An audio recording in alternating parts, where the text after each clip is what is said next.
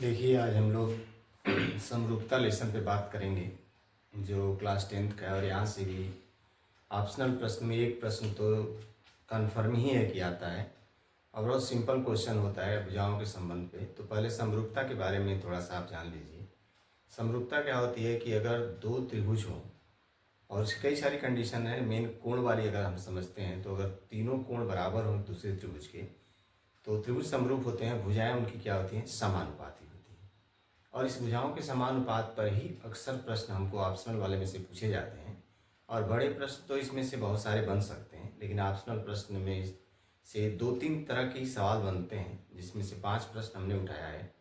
इन प्रश्नों को ध्यान से करिएगा। अंक भले इधर उधर बदल जाते हैं, लेकिन प्रश्न इसी तरह का आपके ऑप्शन में मिलने की संभावना रहेगी।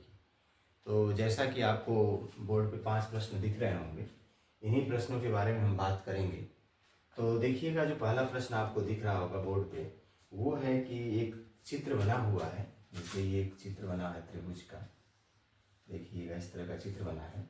उसका नाम आपको लिखा है ABC और यहाँ से एक लाइन खींची गई है, इसको PQ कहा गया है। ठीक है। और उसमें देखिए कुछ दिया है PQ संबंधे BC। देखिए PQ संबंधे BC, ये भुजा और ये संबंध है। मतलब आपको दिया गया है PQ बटा BC इज इक्वल टू 1/3। तो आपसे पूछा ये जा रहा है कि AP और PB, AP ये और इसका अनुपात क्या होगा। तो देखिए APQ और ABC ये समरूप त्रिभुज है, क्योंकि ये समांतर रेखाएं हैं। तो ये कोण इसके बराबर, ये कोण इसके बराबर, ये कॉमन कोण है, तो त्रिभुज समरूप हो जाता है। अब यहाँ देखिएगा, ये भुजा जो है और इस भुजा का अनुपात दिया है। तो ये जो भुजा इस त्रिभुज की है और ये भुजा बड़े वाले त्रिभुज की है। तो यहाँ अगर 1 है तो ये 3 है। इसका मतलब ये भुजा अगर 1 होगी तो ये बड़ी वाली भुजा 3 होगी। तो ये भुजा क्या हो जाएगी? 1 और ये क्या हो जाएगी? 2। तो संबंध क्या होगा? 1 संबंधे 2, क्योंकि 1 अधन 2 3, तब AB का मान क्या होगा? 3। तो इस तरह से इसमें जो अनुपात होगा वो होगा आपका 1 संबंधे 2, AP और PB का। उसके बाद देखिए कह रहा है एक समबाहु त्रिभुज है, इसकी भुजा की लंबाई दिया है 2a। जैसे मान लीजिए यहाँ एक समबाहु त्रिभुज बना लीजिए और इसका नाम हम लिख देते हैं PQR और इसकी एक भुजा दिया है 2a। और कह रहा है शीर्ष लंब की लंबाई क्या होगी।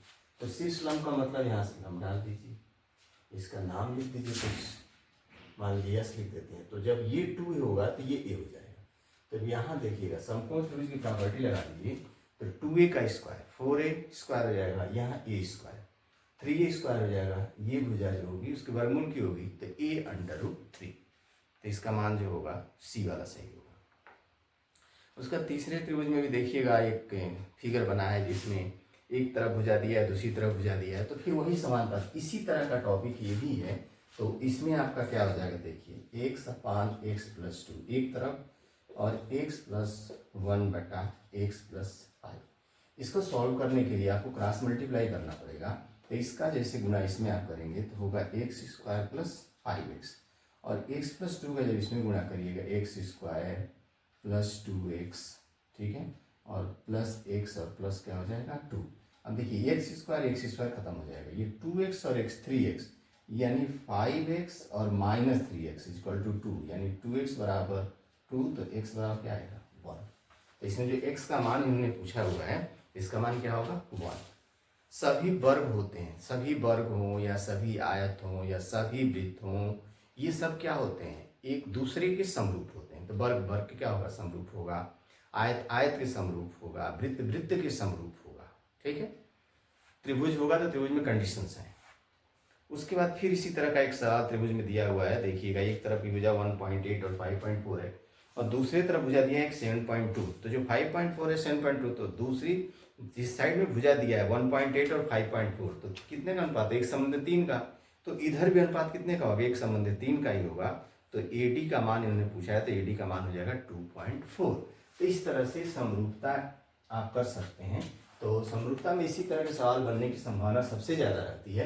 तो आप जैसे इस क्वेश्चन में समरूप त्रिभुज में होता क्या है कि जैसे दो त्रिभुज हैं, जैसे आप फिर से इसको समझ लीजिए ABC और एक त्रिभुज आपको मान लीजिए PQR दे दिया गया और ये दोनों त्रिभुज समरूप हैं।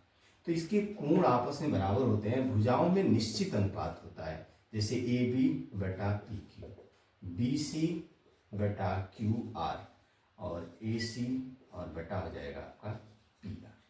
इस तरह से भुजाओं में निश्चित अनुपात होता है। जब त्रिभुज समरूप होते हैं तो भुजाओं में निश्चित अनुपात होता है। तो इतने तरह के क्वेश्चन अगर आप प्रैक्टिस कर लेंगे तो आपको ऑप्शनल प्रश्न जो मैथ का है, जो समरूप त्रिभुज से आने की संभावना रहेगी, आपको मैच कर जाएंगे। ज़्यादातर भुजा का ही संबंध का सवाल इसमें से पूछा जाता है। तो इस तरह से इसको थोड़ा सा ध्यान से देखिएगा।